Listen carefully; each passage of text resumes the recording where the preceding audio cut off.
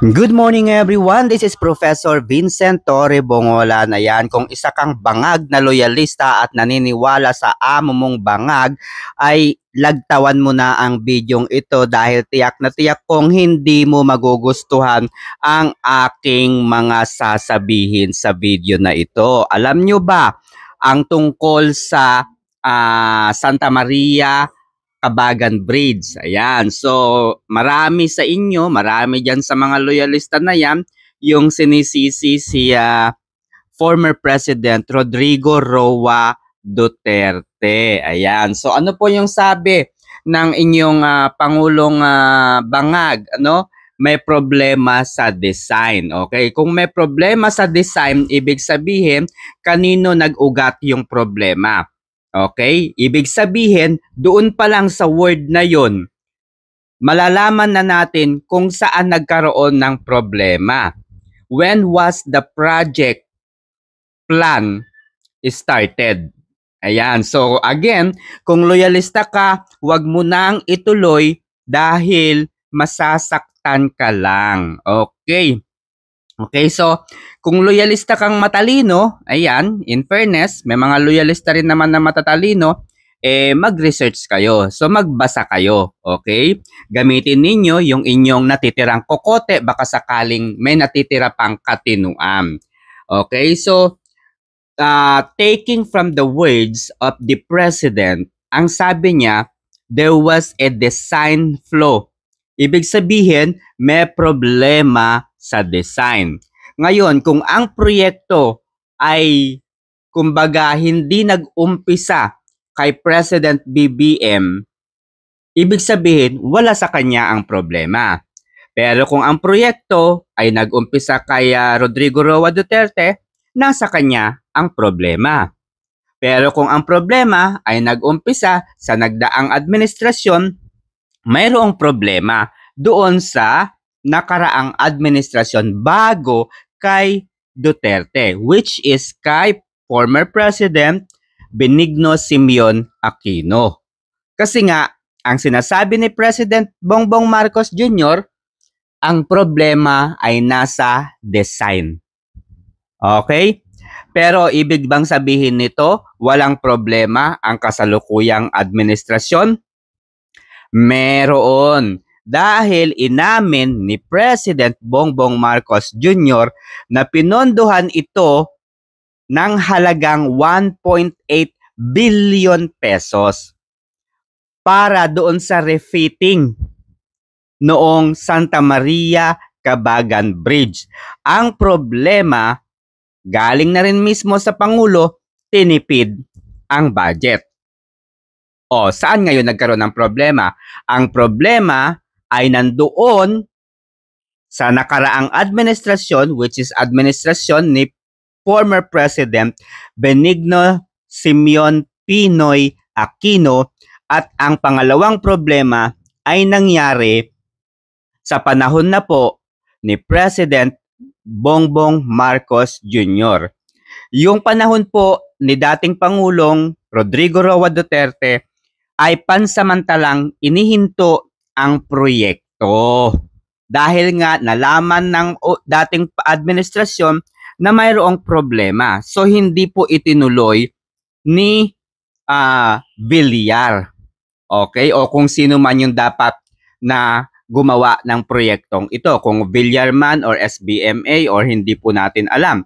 Basta nung panahon ni dating Pangulong Rodrigo Roa Duterte, ito pong tulay na ito ay hindi po itinuloy dahil nga there's a problem found doon sa Santa Maria Cabagan Bridge. Okay, historically, pag-usapan natin ang proyektong ito. Okay, masakit na ba? Masakit na ba na mapakinggan at mapanood ang katotohanan tungkol sa tulay na ito? Okay, the bridge began construction in late 2014 under the Benigno Aquino III administration and was supposed to be completed in 2019 but had to undergo retrofitting, pushing back its completion to February 1. Okay? Ito po, no, ang sabi ni President. no? Ito lang ang suspension bridge na nakita ko sa buong mundo na hindi gumamit ng kable. At yan na mismo ang bumigay. Ayan dyan ang bumigay, yung bakal. Kung cable yan, hindi yan dapat bibigay. Yan po ay mula sa pahayag ni President Ferdinand Romualdez Bongbong Marcos Jr. kung panonoorin ng mga loyalista. Pero I doubt if they're going to listen to the President. No, sa English, this is the only suspension bridge that I've seen that doesn't use cables and was where the steel support yielded. If cables were used, it would have held up. O, di ba? Okay, ito na po. He said that the budget was built at a budget of 900 million. But more was spent on retrofitting the bridge when structural problems were noticed, raising the total cost to 1.2 billion pesos. Marcos said more detailed design is in the works and the entire bridge would need to be retrofitted once more. So, ito po, no, kung ayaw ninyong maniwala, panoorin ninyo at pakinggan ang naging pahayag ni President Ferdinand Romualdez Bongbong Marcos Jr. Okay, so nagtipid po ang kanyang administrasyon. Pero hindi ibig sabihin na siya po ay may direktang kinalaman o kasalanan dito sa bridge na ito. Again, babalik na naman po tayo sa anomalya na ginagawa sa House of Representatives dahil una po ay pinag-uusapan ang budget sa Kongreso. Okay? Umaakyat po ito hanggang sa Pangulo. Okay? Kung inyong matatandaan, mayroong anomalya sa General Appropriations Act of 2025. Dahil ito po yung natuklasan ni Congressman Isidro Ungab na sinabi naman din po niya kay former President Rodrigo Roa Duterte, Attorney Vic Rodriguez at Attorney Martin Delgra. Kaya nga nagkaroon ng press briefing ang tatlong magigiting na mga leader ng bansa. So, nag-come up sila ng desisyon na tuluyan na pong idemanda, ireklamo. So, they filed a petition sa Supreme Court para ideklarang unconstitutional ang 2025 General Appropriations Act. So, ibig sabihin, napansin po, nakita po ng mga mambabatas na ito na mayroong problema sa General Appropriations Act of 2025. Kaya hiniling nila sa Supreme Court na pag-usapan, no, imbestigahan ang national budget na ito dahil mayroon silang nakitang napakalaking krimen na ginawa. Okay? Ano po yung krimen na ito? Ito po ay ang mga insertion sa mga departamento na hindi naman dapat lagyan ng pondo.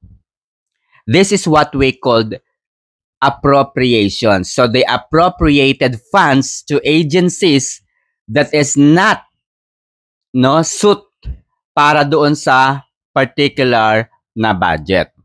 At noong nagawa o nangyari nga po ang una at ikalawang argumento at mga sumunod na Supreme Court na oral arguments, natuklasan natin ang malaking anomalyang nangyari, di ba? Sa PhilHealth. They transferred the funds from PhilHealth to the National Treasury. Okay? Alam natin, gisang-gisa po, no, ang mga taong humarap sa mga justices at hindi po sila makasagot. So, to cut the story, mayroong kinalaman dito ang nasa Kongreso. Okay? What happened to the funds allocated para sa retrofitting ng bridge na ito? Okay? What happened to the funds allocated sa retrofitting ng bridge na ito? Okay? Kung ayaw nyo pa ring maniwala at nanonood pa rin kayo mga kaibigan, let's watch the president, no? Siya na po mismo ang magsasabi sa inyo kung ano nga ba talaga ang problema. Okay? Good morning, good morning. Eto nga, na-inspection na natin. Nandito si Secretary Manny Bunuan para nga explain kung ano yung nangyari dito. Ang ending nito, ang kapulot-dulo nito, design flaw. It is a design flaw. Mali yung design. Ang history kasi nito, dapat ang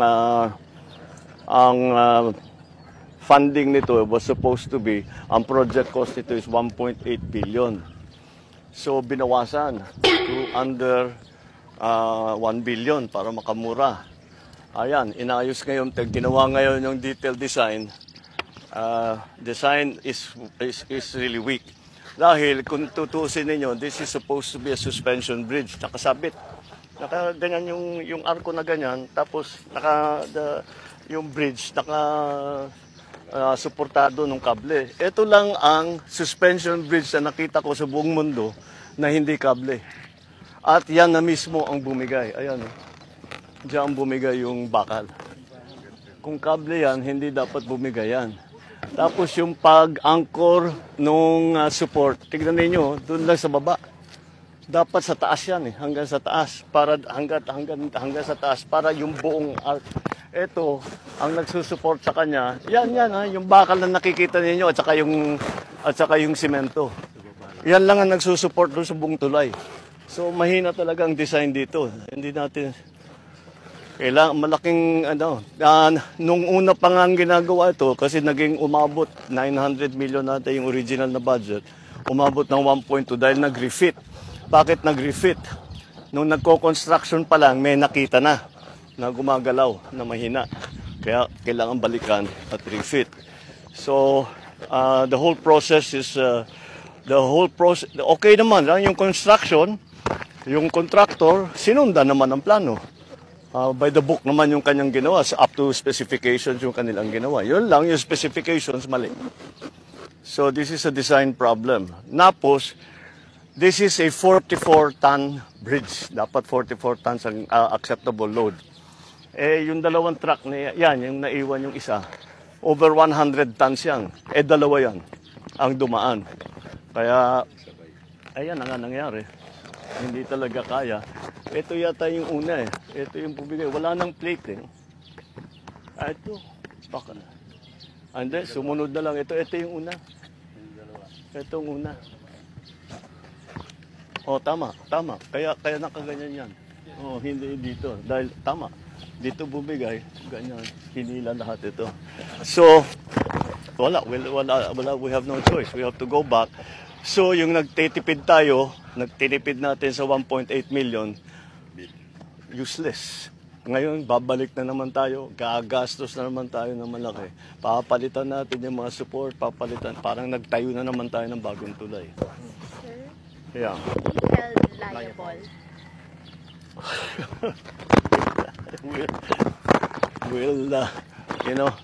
I always have a saying, fix the problem, not the blame.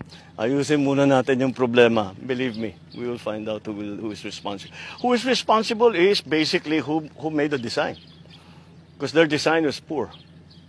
Look what happened.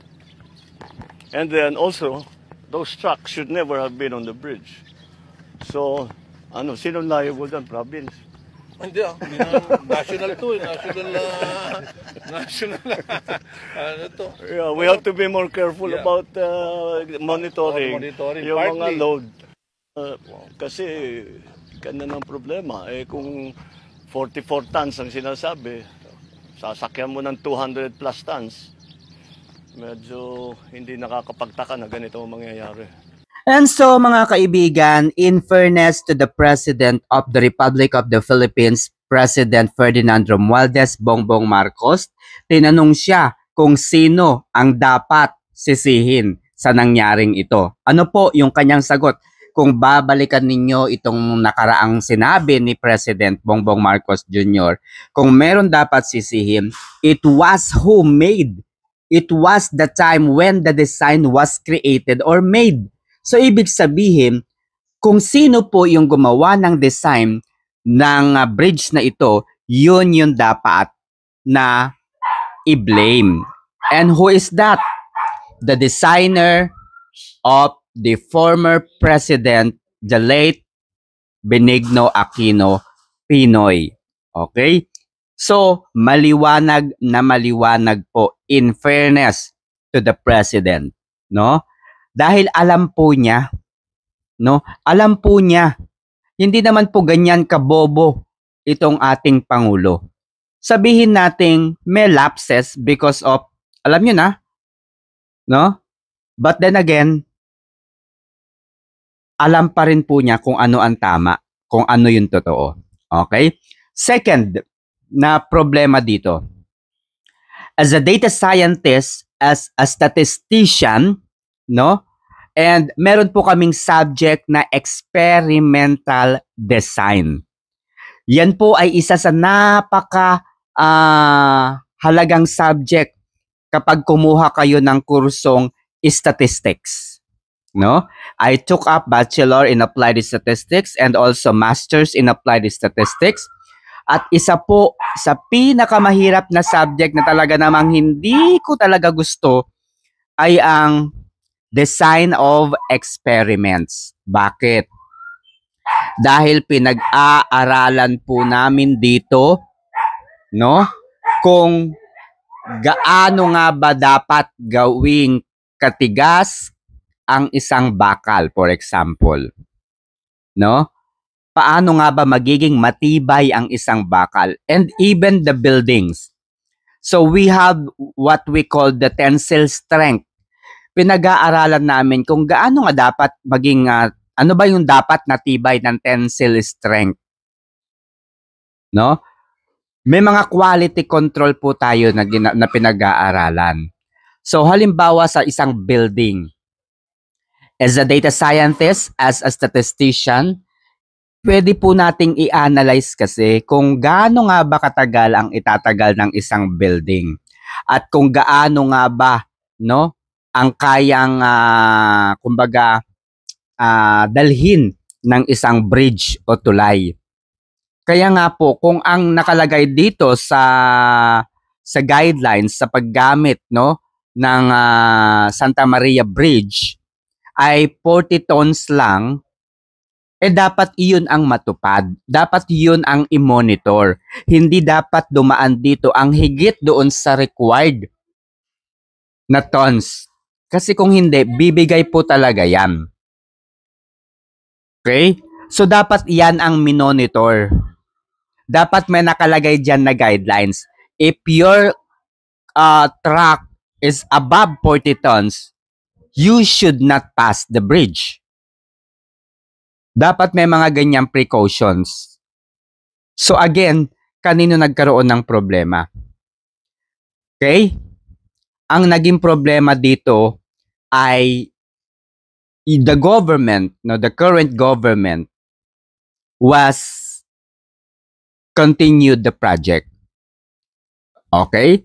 Kung inyong iintindihin at pakikinggan, inulit po yung design, di ba? Pinag-aralan yung design muli at itinuloy para lamang maging maganda na.